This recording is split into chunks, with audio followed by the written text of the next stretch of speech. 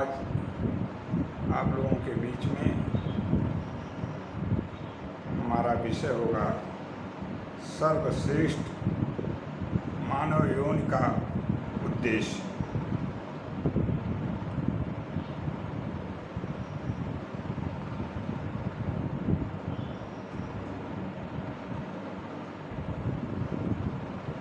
नाम संकीर्तनं यस्य सर्वपापै प्रणाशनं प्रणामो दुःखशमनस्तं नमामि हरिं पदम्। कृष्णाय वासुदेवाय हरे परमात्मने, कृष्णाय वासुदेवाय हरे परमात्मने, कृष्णाय वासुदेवाय हरे परमात्मने, कृष्णाय वासुदेवाय हरे परमात्मने। प्रणतक्लेशनाशाय गोविन्दाय नमो नमः, प्रणतक्लेशनाशाय गोविन्दाय नमो नमः, प्रणतक्लेशनाशाय गोविन्दाय नमो नमः। वासुदेवे सुतं देवे कंसचाणूरमर्दनं देवकी परमानन्दं वन्दे कृष्णं जगद्गुरुम्। कृष्णाय वासुदेवाय हरे परमात्मने, प्रणतक्लेशनाशाय गोविन्दाय नमो नमः। वासुदेवे सुतं देवे कंसचाणूरमर्दनं देवकी परमानन्दं वन्दे कृष्णं जगद्गुरुम्।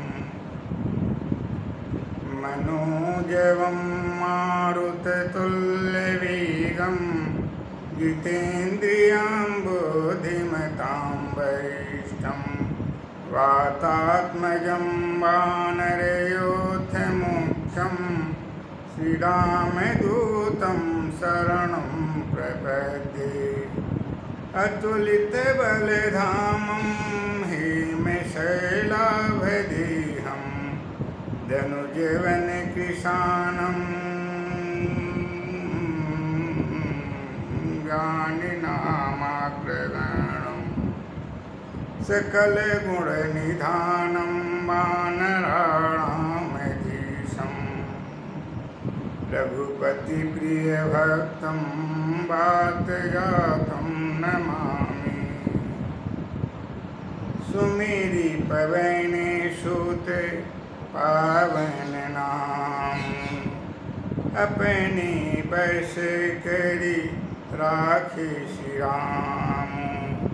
पवन तनय बीनमहु हनुमाना, राम जासु जस आपु बखाना। मंगल मूर्ति मारुति नंदन, सकल मंगल मूल निकंदन।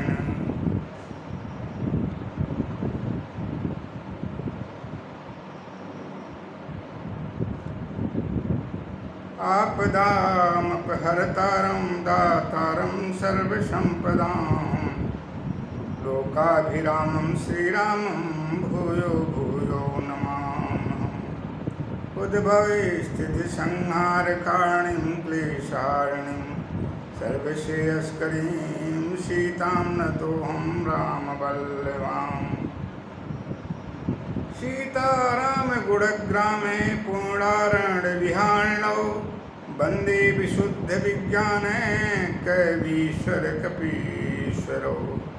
नानापुराणनिगमागमसम्मतं यत् रामायणे निगदितं क्वचिदन्यतोऽपि। स्वान्तः सुखाय तुलसी रघुनाथ गाथा, भाषा निबद्धमतिमञ्जुलमातनोति। नानापुराणनिगमागमसम्मतं यत् रामायणे निगदितं क्वचिदन्यतोऽपि। स्वान्ते सुखाय तुलसी रघुनाथ गाथा, भाषा निबद्ध मति मंजुल मातनोति। जय सुमिरत सिद्धि हो गणनायक करिवर वदन, करऊँ अनुग्रह सोय रूप राख गुण सब गुणयन। मूक हो ही बाचाल पंगु चढ़े गिरिवर गहन, यत्र कृपातमहं वन्दे परमानंद माधवम्। वागर्थाम्यो संपृक्तो वागर्थ प्रतिपत्तये, जगतः पितरो वन्दे पार्वती परमेश्वरो। बाणानामर्थसंघानां रसानां छन्दसामपि, मंगलानां च कर्तारो वन्दे वाणी विनायकौ। वन्दे बोधमयं नित्यं गुरुं शङ्कररूपिणौ, याभ्यां विना न पश्यन्ति सिद्धा शान्तस्तमीश्वरम्।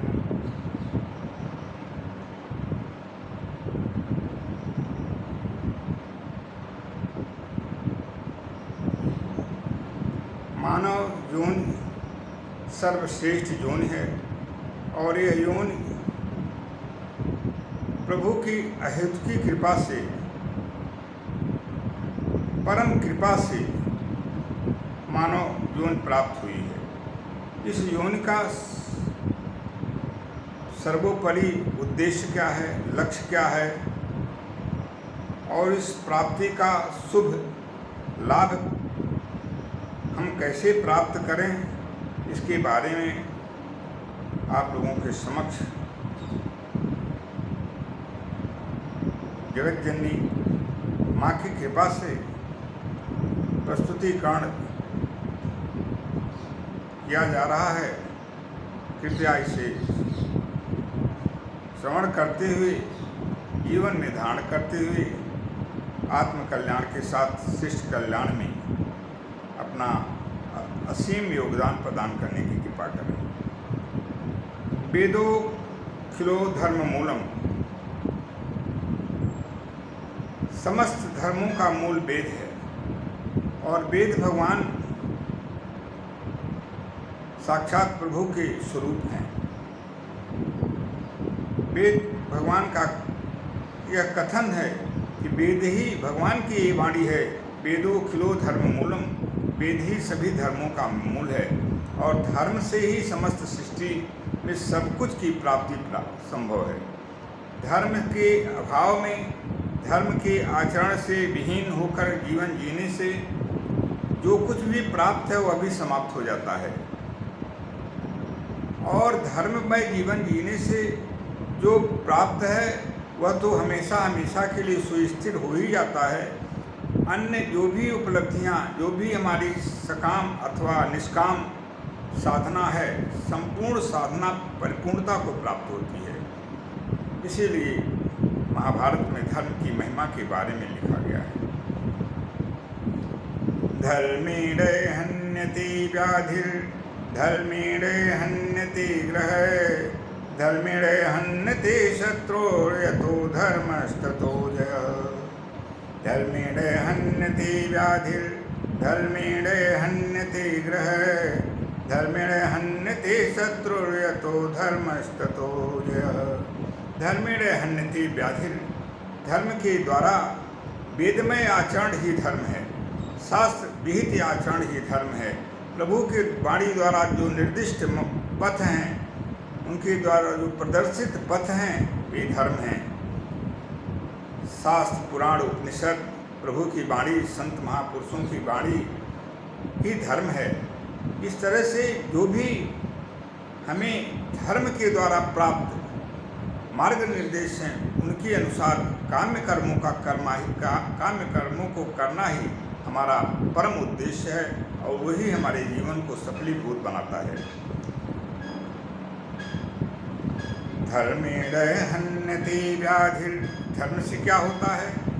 धर्मेण हन्यते व्याधिर, समस्त व्याधि समूहों का विनाश हो जाता है। रोग समूहों का विनाश धर्म मार्ग से, अपने जीवन को संचालित करने से हो जाता है। समस्त रोगों का समूह धर्म पथ पे अग्रसर होकर जीवन निर्वाह करने से हो जाता है। धर्म समस्त व्याधियों का समूल विनाश कर देता है। ये धर्म की महिमा है।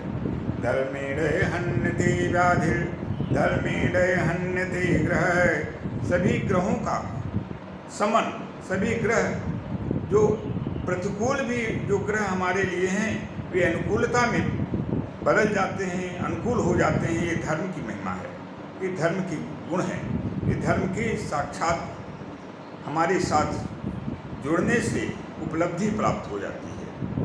धर्मेण हन्यते व्याधिर धर्मेण हन्यते ग्रह धर्मेण हन्यते शत्रुर्यतो धर्मस्ततो जयः।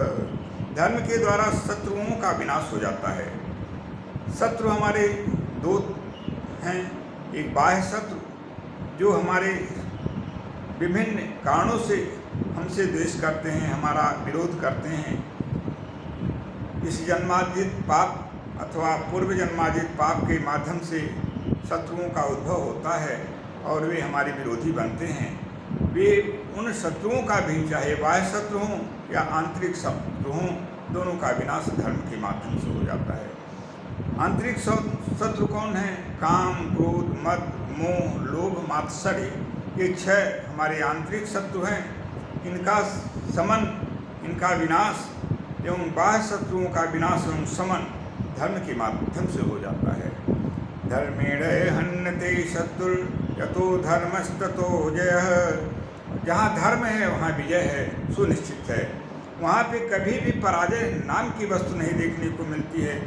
धर्म की महिमा है कि विजय ही विजय मानव जीवन में, मानव जीवन का जो श्रेष्ठ उद्देश्य है, अवरोध ही खत्म हो जाता है। प्रभु की प्राप्ति करने में, जो साधना करने में, प्रभु की आराधना करने में, प्रभु को अपने से जोड़ने में एवं प्रभु के प्राप्ति में जितने भी अवरोध हैं धर्म के माध्यम से दूर होकर प्रभु का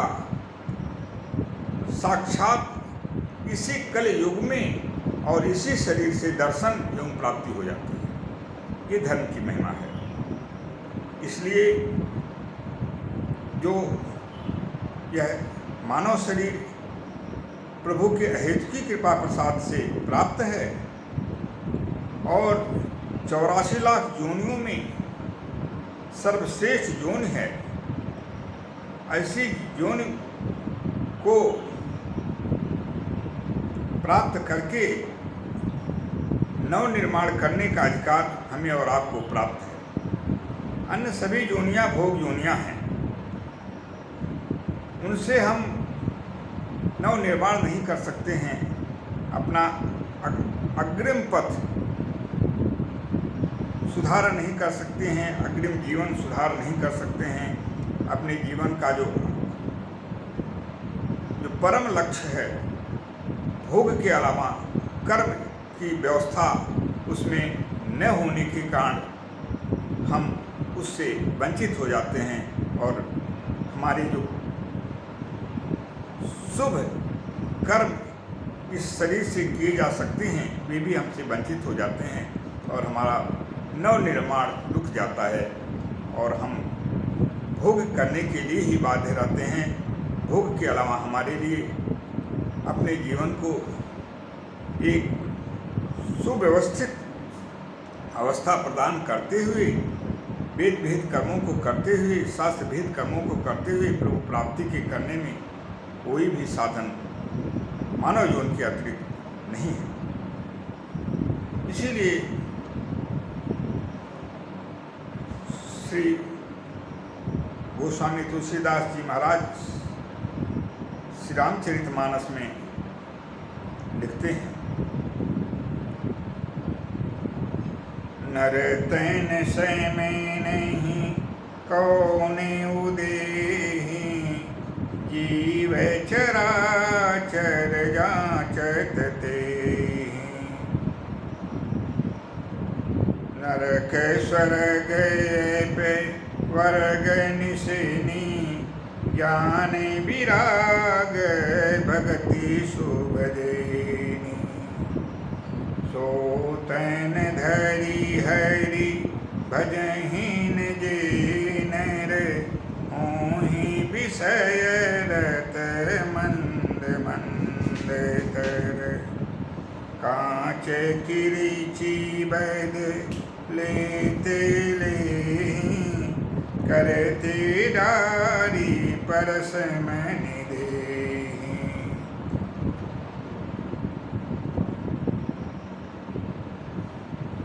कांच किरीची बैद लेते ले, करते डारी परस मन दे।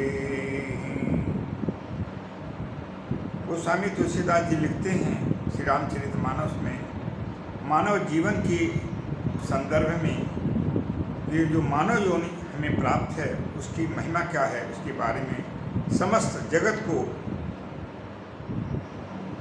उद्बोधन करते हुए समस्त जगत के कल्याण के लिए गोस्वामी जी के शब्द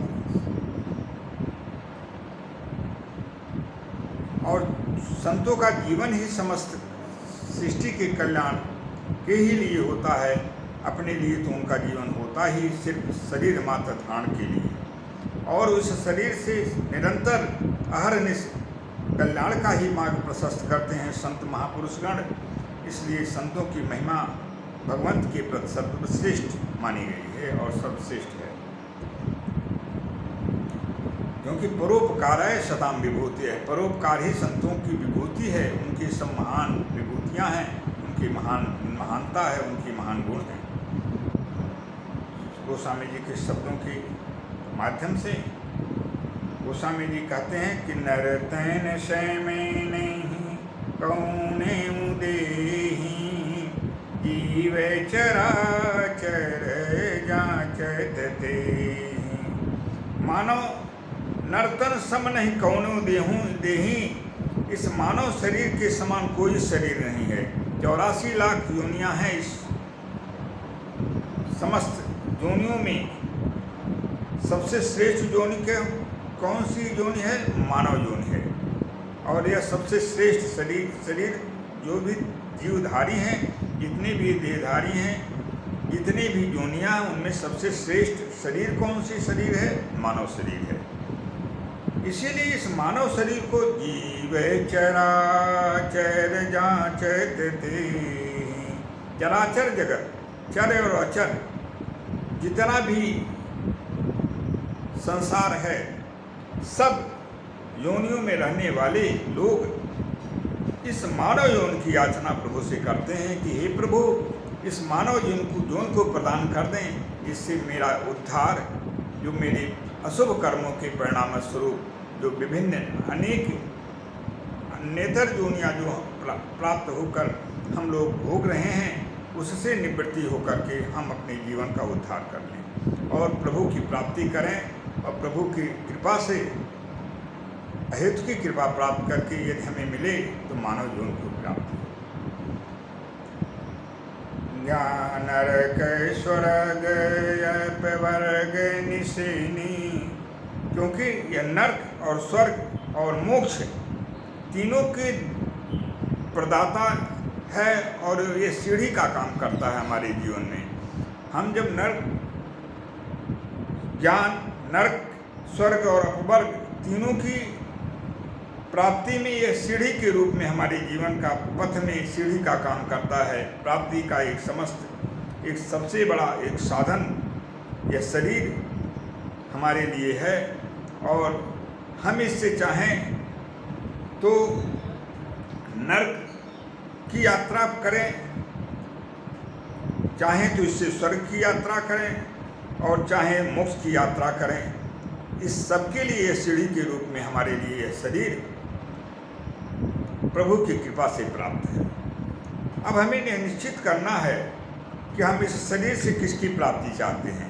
सुख में सुख की कल्पना, सुख की आशा, सुख की इच्छा सारे योनियों के लोग करते हैं। यदि हम इस मानव शरीर से स्वर्ग की, अपवर्ग की, देवलोक की, मोक्ष की, प्रभु से मिलन की, प्रभु में साक्ष नाम रूप लीला धाम 4 प्रकार के मोक्ष हैं और कैवल्य मोक्ष है, इनकी प्राप्ति करते हैं तो उसके लिए भी यह हमारा शरीर, उसके लिए भी यह उस पथ में एक सीढ़ी का काम करता है। स्वर्ग की प्राप्ति के लिए भी सीढ़ी का काम करता है। और जब निषिद्ध कर्मों को करके अपने जीवन को पतन की तरफ ले जाते हैं तो ये भी, इसके लिए भी यह शरीर एक सीढ़ी का ही काम करता है। इसलिए यह शरीर और क्या है? ज्ञान विराग भगति शुभ देनी। ज्ञान, वैराग्य और भक्ति प्रभु में प्रदान करता है यह शरीर और शुभ गति देता है। हमारे जीवन को जो शुभ गति होनी है, प्राप्त करना है हमें, उसकी भी प्राप्ति का यह साधन, यह शरीर ही है हमारे लिए और आपके लिए, सारे जीवों के लिए। सो तैन धैरी हरि भजहीन जीन रे, ओहि विषय रत मंद मंद तेरे। इस शरीर को प्राप्त करके जो मानव, जो मनुष्य, जो शरीरधारी मनुष्य भगवान का भजन नहीं करता है, प्रभु की प्राप्ति के लिए साधक नहीं बनता है, उनके नाम रूप लीला धाम का आश्रय लेकर के उन्हें प्राप्त करने के लिए प्रयास नहीं करता है, तो वह क्या है, उसकी क्या गति है? सो तैन धैरी हरि भजहीन जीन रे, होहि विषय रत मंद मंद तेरे।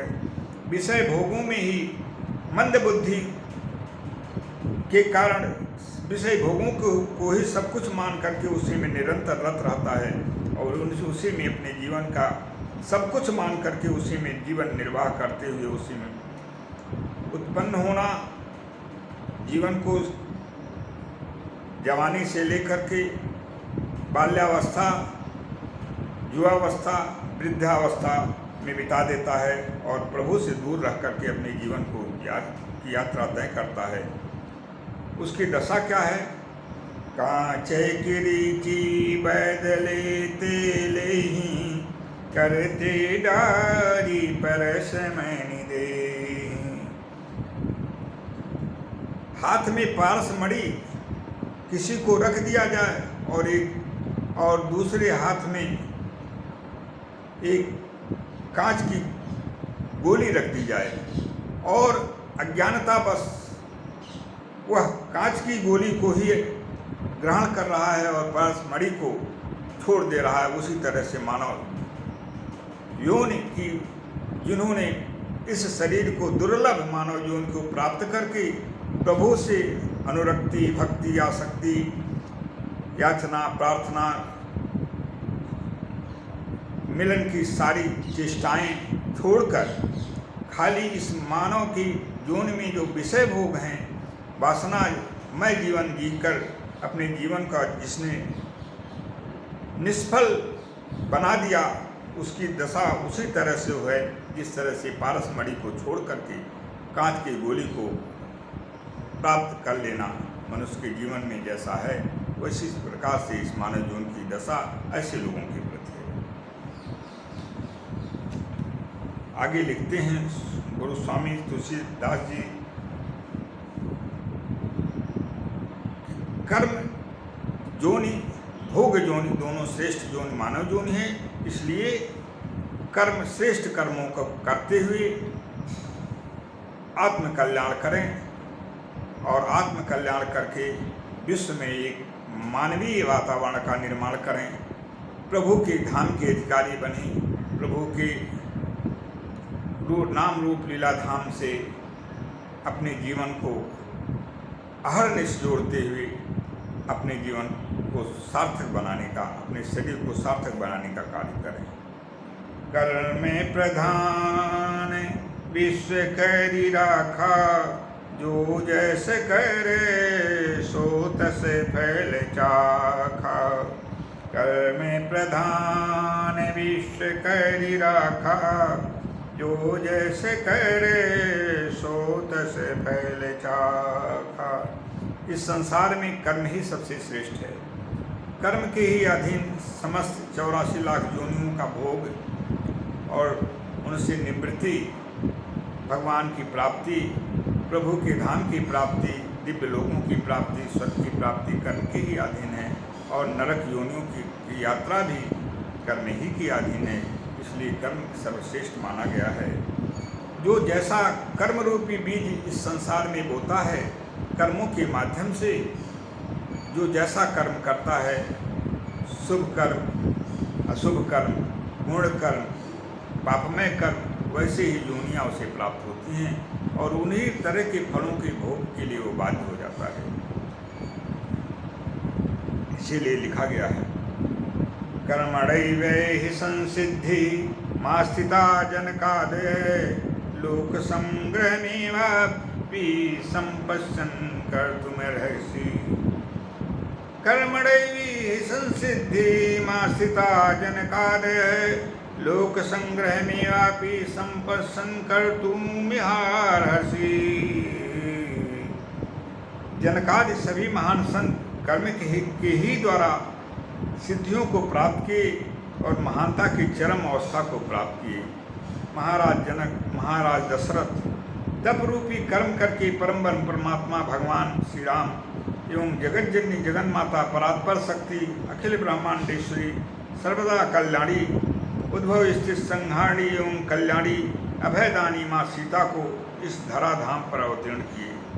महाराज दशरथ द्वारा भगवान श्री राम और महाराज जनक द्वारा जगत जननी माँ सीता इस धराधाम पर लाई गई। प्रमाण रामचरितमानस। जनक सुकृति मूर्ति वैदेही दशरथ सुकृत राम धैर्य देहि। काहू नहीं सम शिव अवराधे काहू नहीं समान फल राधे। महाराज जनक के शुभ कर्मों का तप का फल माँ जगत जननी आदि शक्ति जानकी जी पुत्री रूप में उन्हें प्राप्त हुई और महाराज दशरथ के शुभ कर्मों के परिणाम स्वरूप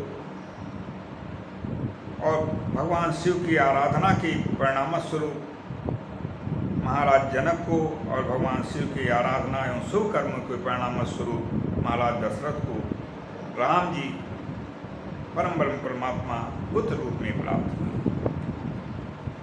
इनके समान न किसी ने प्रभु भगवान श्री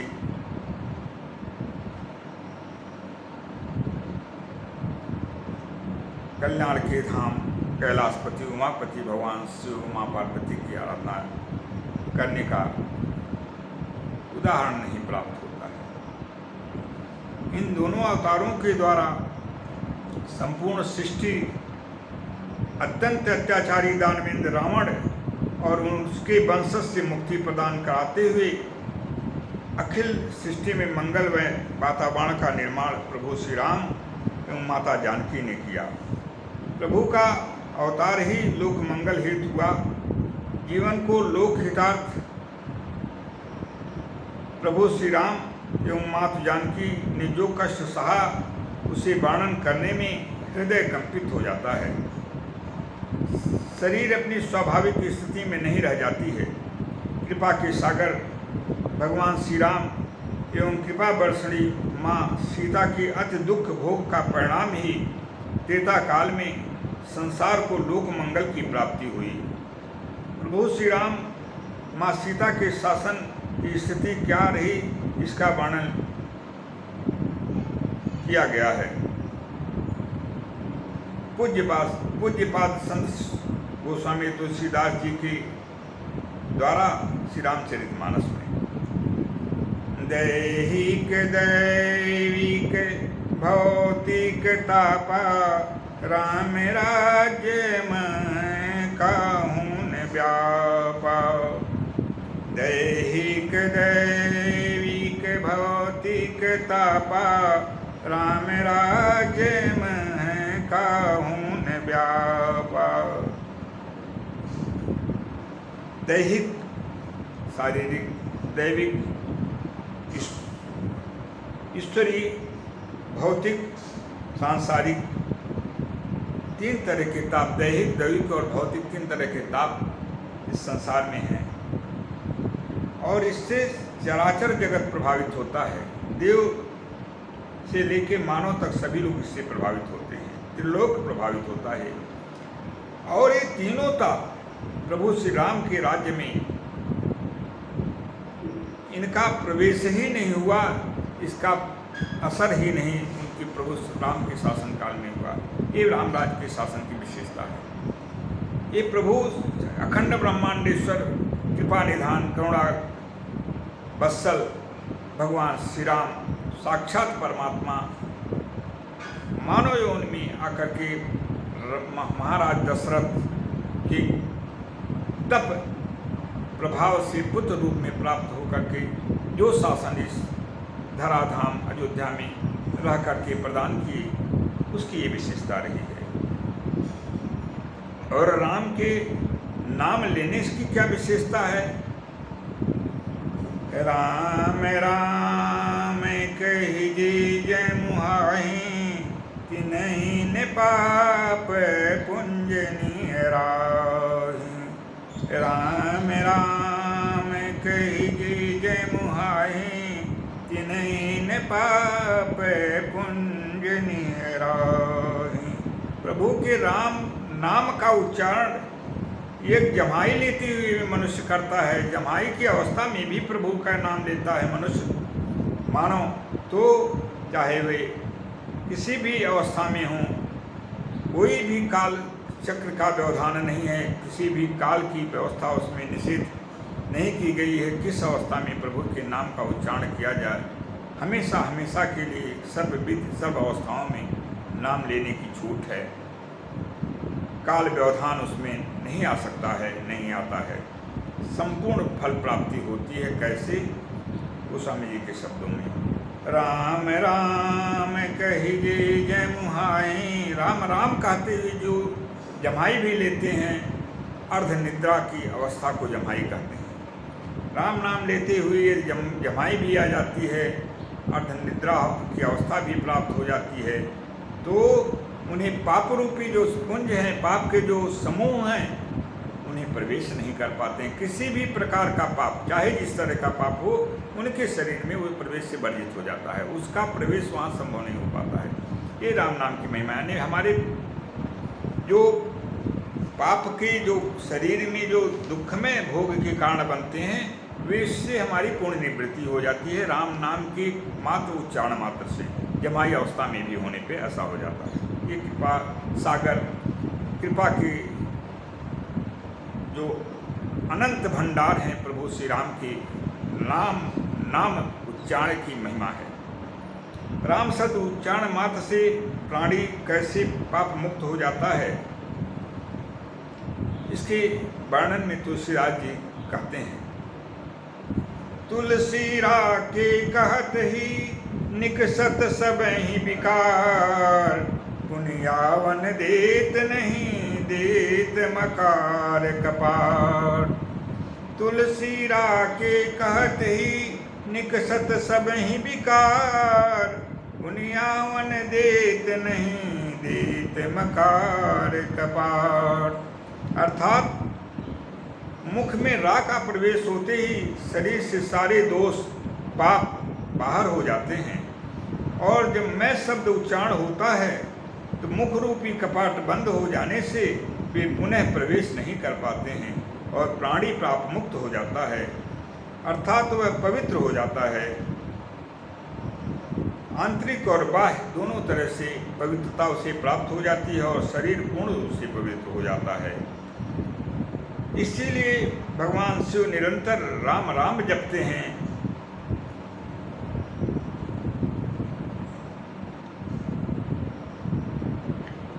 मेरे पिताजी के द्वारा राम शब्द की व्याख्या जो की गई, उसे मैं वर्णन कर रहा हूँ, उसे आप लोग श्रवण करें। रकारो रामचंद्रम तु मकारो मातु जानकी, रकारो रामचंद्रम तु मकारो मातु जानकी। उनके अनुसार, उनकी व्याख्या, उनकी शब्दावली में रकारो रामचंद्रम तु, र शब्द ही भगवान रामचंद्र के रूप में है, और मकार शब्द माँ जानकी का स्वरूप है। इस तरह से रकार राम मैं शब्द उच्चारण करने से, राम शब्द उच्चारण करने से माँ जानकी सहित प्रभु श्री राम की उच्चारण का मानव को श्रेष्ठ फल प्राप्त हो जाता है, सम्पूर्ण फल उसे प्राप्त हो जाती है। ये राम शब्द उच्चारण में माँ जानकी सहित भगवान श्री राम की आराधना उपासना के समस्त फल प्राप्त हो जाते हैं। ये उनकी व्याख्या है। और उन्होंने 18 वर्ष पर्यंत अवध धाम में कल्पवास कार्तिक मास में 1 महीना का अनुष्ठान किया और वे मृत्यु को वर्ण करने के लिए अवध धाम में गए थे। प्रभु राम माँ जानकी की कृपा प्रसाद से उन्हें वहाँ से ही जीवन मृत्यु से संघर्ष करने की अवस्था में वहाँ गए, यह सोचकर कि मेरी मृत्यु वहीं पे होगी, मैं वहीं पे अपना प्राण त्याग करूँगा। प्रभु राम और माँ जानकी की असीम कृपा के द्वारा वहाँ से उन्हें रोग मुक्ति अहेतुकी कृपा प्रसाद से मिली और इसके बाद वह 18 साल उनका जीवन रहा। और उस जीवन काल में जब तक उनका जीवन रहा 18 वर्ष जीवन उनका इस धरा पे रहा। और एक माह कार्तिक मास में वे अयोध्या में कल्पवास करते रहे और अंतिम में प्रभु के धराधाम को प्राप्त किए। अर्थात राम शब्द उच्चारण से तथा राम स्वयं माँ सीता सहित पूर्ण शक्ति पूर्ण ब्रह्म है। इसलिए गोस्वामी तुलसीदास जी लिखते हैं, जासुवंश उपजहि गुण खानी, जासुवंश उपजहि गुण खानी, अगणित उमा रमा ब्रह्माणी। जासुवंश उपजहि गुण खानी, अगणित उमा रमा ब्रह्माणी। उमा राम स्वभाव जिन जाना, उमा राम स्वभाव जिन जाना, तिन्हि भजन तजि भाव नयाना, तिन्हि भजन तजि भाव नयाना। आशुतोष भगवान शंकर माँ पार्वती जगत जननी को भगवान राम की महिमा का वर्णन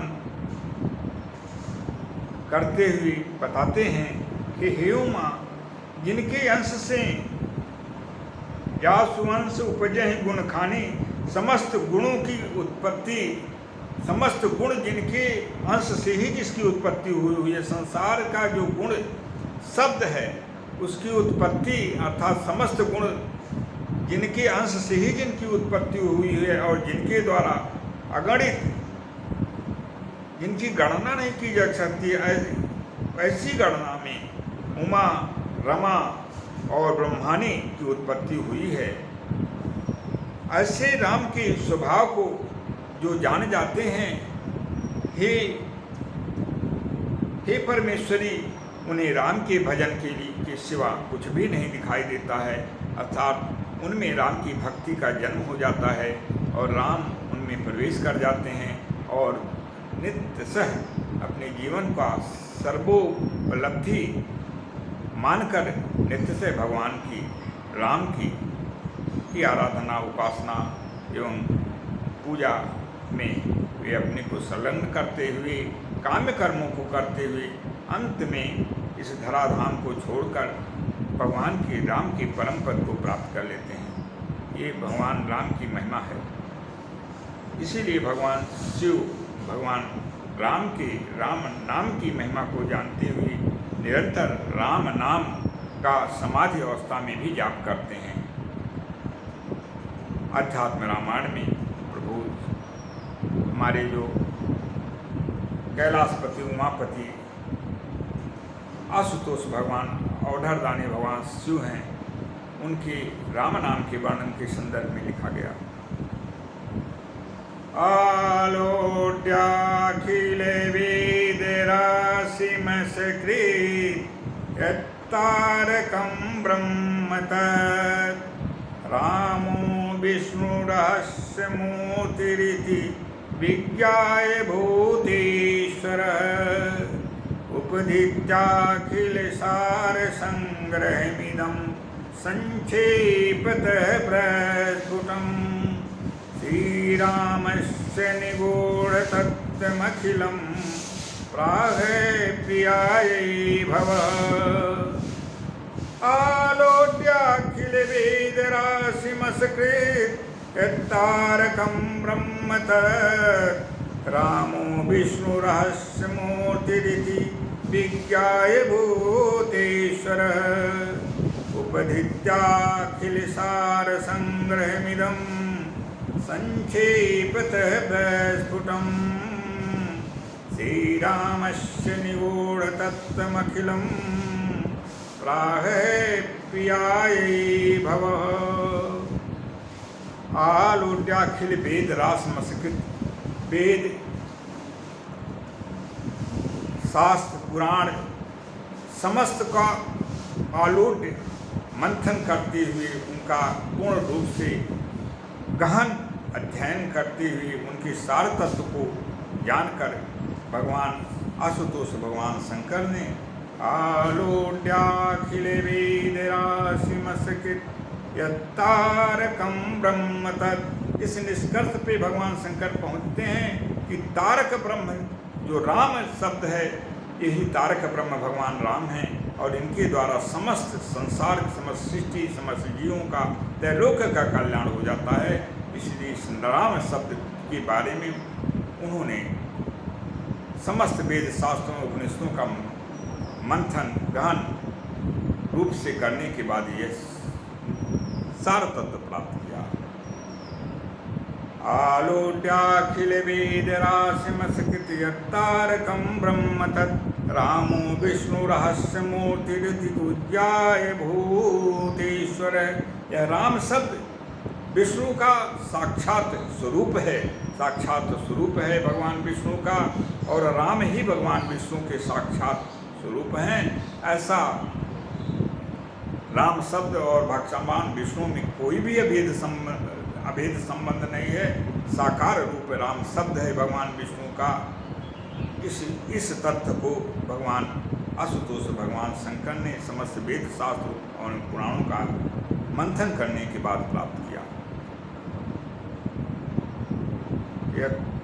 रामो विष्णुरहस्यमूर्तिरिति विज्ञाय भूतेश्वरः उपधित्याखिलसारसंग्रहमिदं संक्षेपतः प्रस्फुटम्। इसको धारण करके संक्षेप में माँ पार्वती को जो जगत जननी है जगत कल्याणी हैं उनको उन्होंने बताया। श्री रामस्य निगूढतत्त्वमखिलं प्राह प्रियायै भवः। ये राम का जो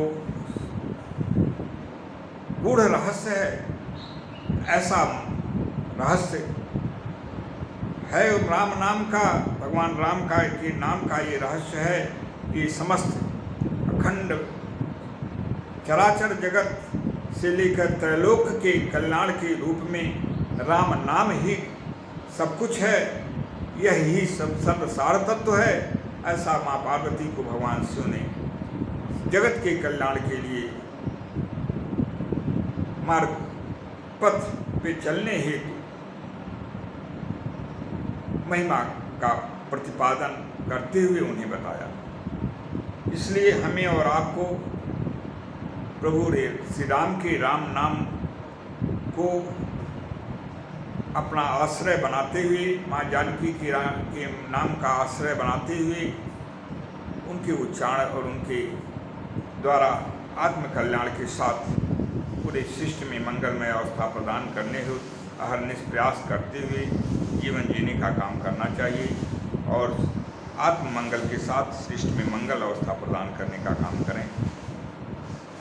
हरे राम राम राम सीताराम राम राम, हरे राम राम राम सीता सीता राम राम राम।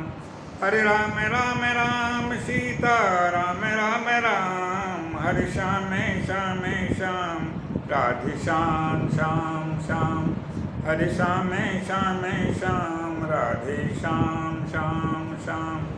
हरे राम राम राम सीता राम राम राम। हरे श्याम श्याम श्याम राधे श्याम श्याम श्याम।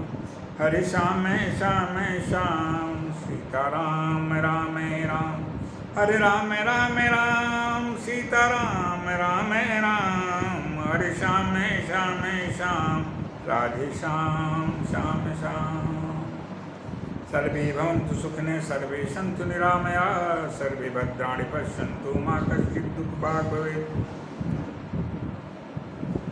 पूर्णमदः पूर्णमिदं पूर्णात् पूर्णमुदच्यते पूर्णस्य पूर्णमादाय पूर्णमेवावशिष्यते। हरि ओं तत्सत् हरि ओं तत्सत् हरि ओं तत्सत् हरि ओं तत्सत्। ओं शान्ति शान्ति शान्ति।